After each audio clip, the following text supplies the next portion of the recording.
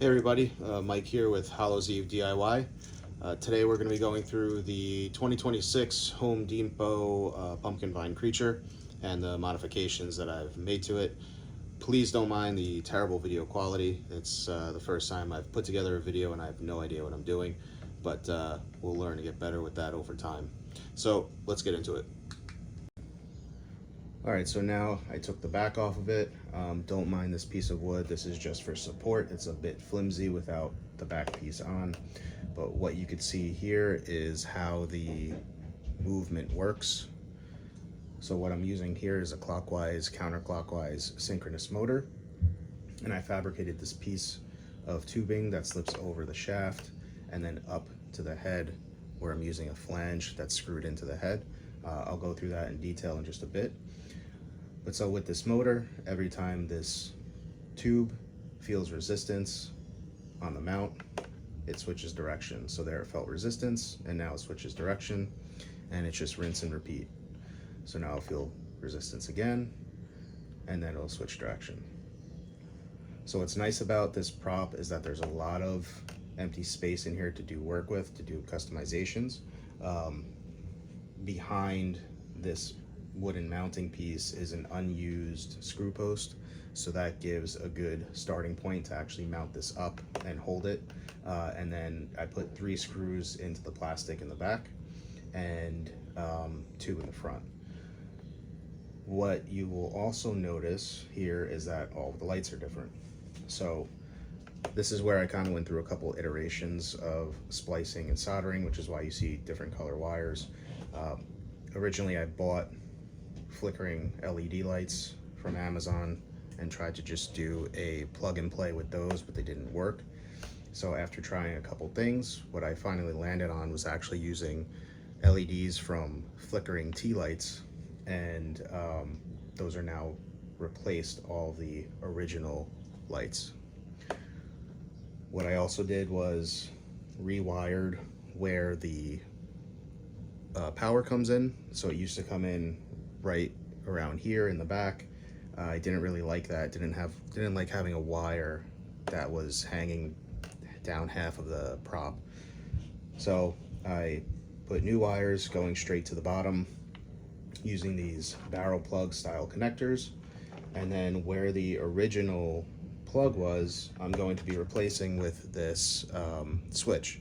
The reason why I'm doing this is that during the Halloween season, if there's any issue with the mechanical piece, I could simply shut it off and I could still use the prop in my display just without the head movement.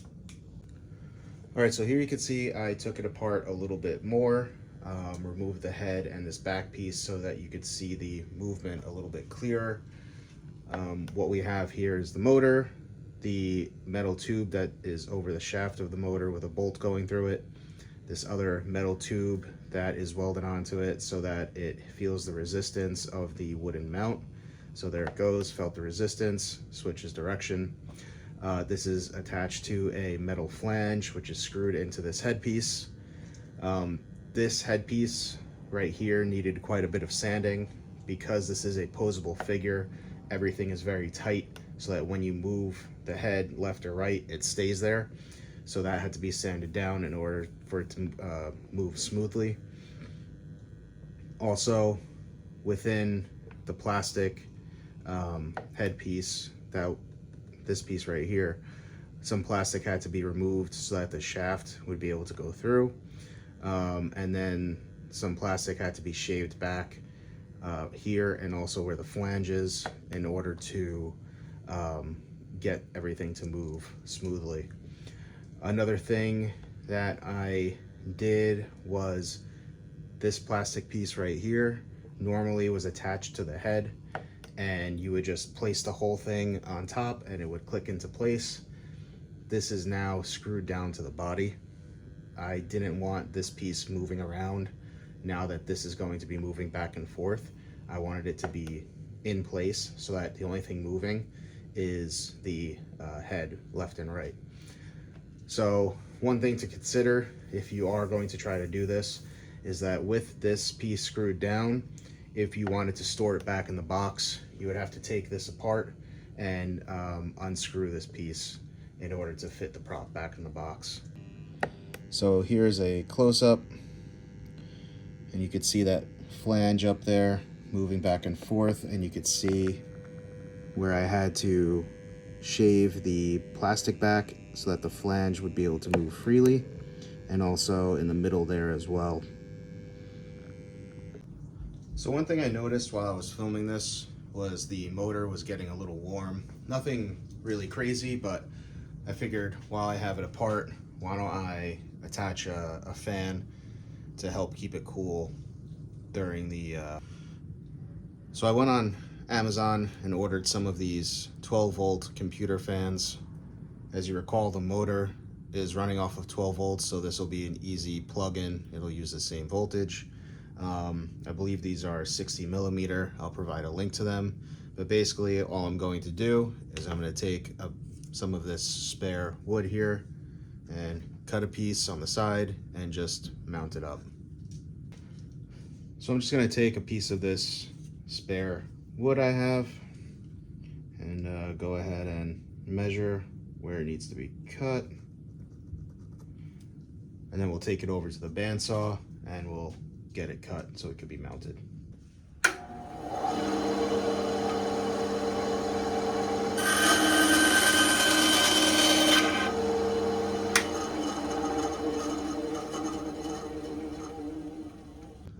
All right, so now that I have the length cut, I'm just going to measure up and mark off where I need to put the screws, and then also cut away some of the wood that's blocking the fan.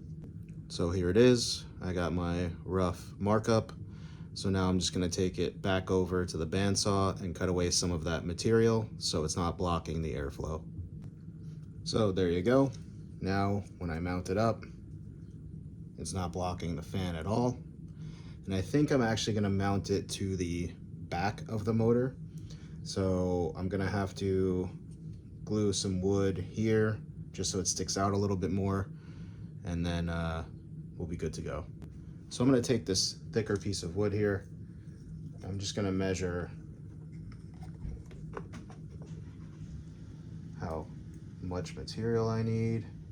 So about there on that side. And then I can pretty much just copy that for the other end.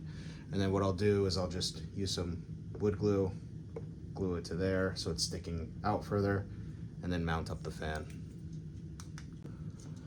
Okay, so I got a little bit more wood glued up here so it's sticking out further. Got my holes drilled for the fan in the mounting piece, and now I'm just going to hold this up here and drill where I need the holes to be on the mount.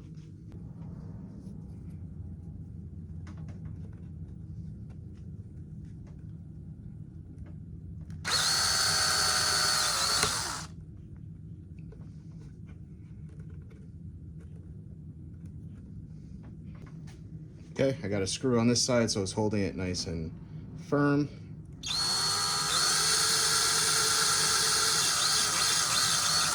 And now I know my holes will line up. The screws I'm using are just from this assorted pack from Amazon. I'll put a link in the description. And these are really good to have on hand. You know, if you're working on any prop, you'll more than likely be able to find a screw in here if you happen to lose one. And for the fan, I'm just gonna get rid of this plug on the end and have the wires exposed so I can just hook it directly up to this 12-volt line that's going into the motor. And I'll just be using one of these wire strippers. I'll also put a link in the description. So I'm simply just gonna cut that off and do that and that. Twist them together. And then I'll get this mounted up. All right, so I'm just gonna loosen this up with the screwdriver.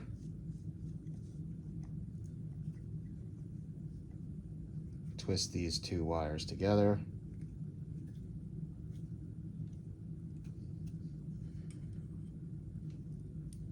go ahead and stick it back in. Might have to make it a little looser now because it's 2 wires instead of 1, so it's thicker. Loosened it up. Got that back in.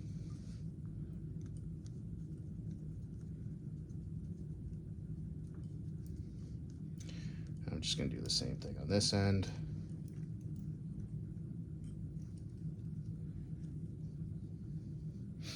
Get these wrapped together.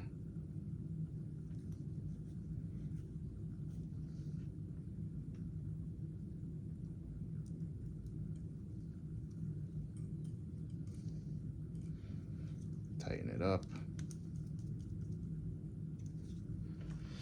Now I'll plug it in and I'll see the direction the wind's blowing and then just screw it onto here. All right, so I turned it back on. This fan is also going to be controlled by the on-off switch that controls the motor. So let's go ahead and turn it on. There it goes. And I could feel that it's blowing this way. So I'm just gonna get this mounted up right like that. Okay, so there you have it. It's all mounted up now. So we'll go ahead and turn it on. Nice and quiet. Once this is put back together, you won't be able to hear any of it. And now this will be able to provide some cool air to the motor during the Halloween season, because this will be on display moving for several hours every night. All right, so I've had this running now for about a half hour straight, and it is significantly cooler. So that fan really helps out a lot. So here I want to show the difference between the LED lights. As I mentioned, the flickering LEDs I ordered off of Amazon didn't really work. I tried to use them as a plug and play option, but the light coming out of it was not bright enough, and it was also more of a focused beam rather than spreading out. So the pumpkins weren't getting enough light in order for you to see them flicker. So what I'll do is,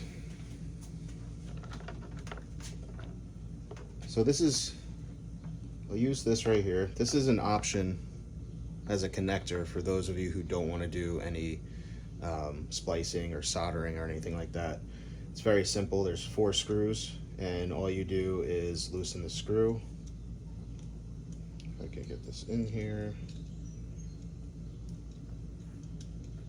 It's the wrong side. If I loosen the screw here, the other side, a little bit more, and comes right out. Let me grab the light from Amazon. So now I'll simply insert the light from Amazon into here.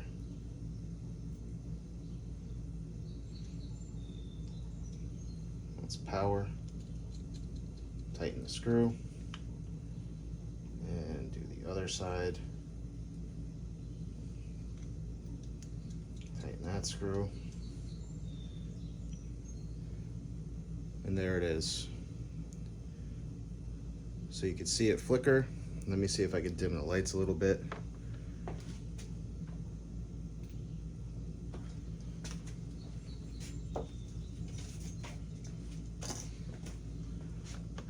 And so let me see if I can demonstrate this here. You can see on the paper what you're getting is a focused beam in a circle. So it's not really spreading out the light as you would need to light up a pumpkin. This is more of a direct beam, and so you're not getting enough light into those pumpkins. Here was my initial answer to that issue. This is the stock LED that came with the prop. This is the LED I bought off of Amazon, and what I did was I connected the wires to the stock LED to the posts of the Amazon LED, and what that did was the stock LED would then mimic the flicker of the Amazon LED. So let me wire that up and I'll show you what that looks like. All right, so I got it wired up. So all I did was connect it to our connector here. So you can see our Amazon LED flickering, and then our stock LED, which is now wired to the posts of that Amazon LED, and is now copying the flicker pattern. So if I put this against the paper,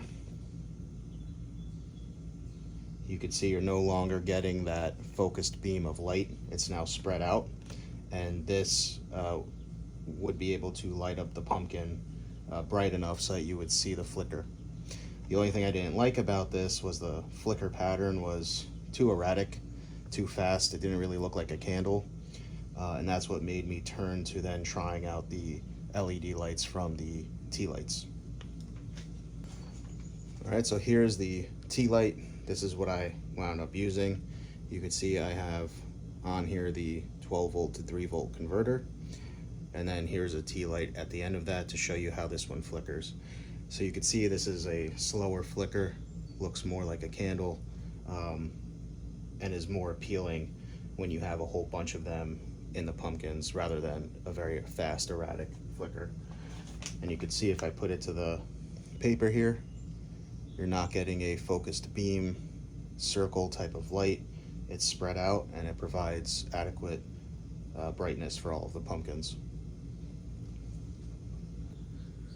So one thing I just want to mention, if this all seems a little bit overwhelming, especially with something like the head movement, having to cut and weld metal and wire up the motor, a very simple upgrade that anybody can do is changing the lights. All you need to do is get yourself one of these converters off of Amazon to bring the voltage down to 3 volts. I think this one's actually 3.3 volts, but that's okay. And then get yourself a pack of tea lights. The bottoms of the tea light pop right off, and then you get the light out of them. Just make sure that the tea lights do not have a timer in them. And then you could either solder on the lights, or you can use one of these connectors with the screws. There's a couple other types of connectors that you can use where you don't need to solder. I'll post a link to those as well. And then just glue in your lights, and it gives it such more of an appeal having them flicker and look like candles are in all the pumpkins than just having them statically lit. And just to show you, here's one of those tea lights that I got off of Amazon, no timer. In order to get the light out of them, you have to take the battery out. This one has a little safety feature where the battery is. So there's the battery. Just going to give it a tap on the table to get the battery out. Battery's out. And then I'm just going to use a flathead screwdriver and just pop the bottom off. You can see there's the LED light. On the bottom, it's folded, so you just unfold it with your fingernail, or you can use the screwdriver. Bent it straight. LED light then comes right out. And there you have it. So let's talk about the head a little bit. So here's the inside of the head. You take all the screws off and it simply just pops off. Now, there's an issue with the stock head, and that is the manufacturer drilled the hole to put the LED strip down here. Now, what that creates is a dark spot up here. The rest of the mouth will light up and you have a dark spot here. So, very simple fix for those of you who may want to fix this, maybe don't have the capability to cut and weld metal, but do want to do some of the upgrades. This is very simple. Take the head off, okay? You drill a new hole higher up, and then you run your LED strip in the mouth. You may need to buy new LEDs, because I don't know if the stock LED strip is long enough to now accommodate the higher drill point. If you do, just make sure that they are the same voltage as the stock. So how you can make sure it's the same voltage This is the stock LED strip here. And let me see if I can get it on camera. What you'll see, no, it doesn't want to focus, but what you'll see on the strip is the voltage. So this is saying 5 volts. So if you need to buy new LED strips, just make sure that it's a 5-volt LED strip. Then you could simply run it through and connect it. Now you don't have to do anything crazy to connect the new LEDs. You can use these plastic connectors, and all you simply have to do is put the wire in one end, the LED strip in the other end, and just use pliers to pinch down and it'll be connected. You don't have to do any soldering, anything like that. What I did was, as you can see, there's another barrel plug here, and this connects to the wire coming through the headpiece. Now, in order to actually change the LEDs, once you get the head off and apart, very simple. You take the screws out of each side, and then this plastic piece will pop off. You peel off the original LED strip, pull it out of the hole, put your new strip in, wire it up, and that's it. All right, so that's going to do it for this one. If you like seeing this type of content, please be sure to like and subscribe. I have a long list of projects that I'm looking to get done before Halloween, so tune into my Instagram page, Hallows Eve DIY, where I will be posting what I'll be working on next. One format change going forward is I will be videotaping as I am working on the prop or animatronic. Unfortunately for this one, I had already finished the work and then made the video. So I will be switching that up for going forward. But please stay tuned, and I'll see you next time.